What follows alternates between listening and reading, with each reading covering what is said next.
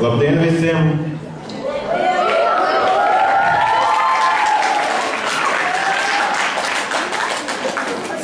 Senie latvieši uz dažādiem gadskārtu svētkiem sanāca kopā, lai dalītos iespaidos par aizritējušo laiku.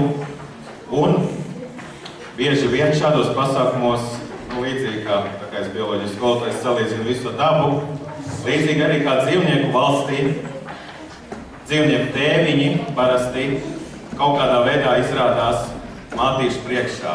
Vai nu tās ir iestudējas, vai dažādi dziedāšana.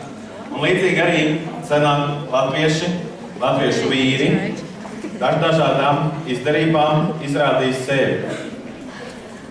Tā kā 5. klasa priekšnesums būs latviešu tautas dejas Spriguļi. Lūdzu, ņemiet vērā, ka ļoti īsā laikā tas tika iemācīts, puišiem ir zilas ciskas un zilas krūtis. Bet, ko es gribētu pateikt, daļās meitenes, varbūt jūs noskatīsiet sev topošo vīri. Priecīgus un sirdsmiera pilnus Ziemassvētkus.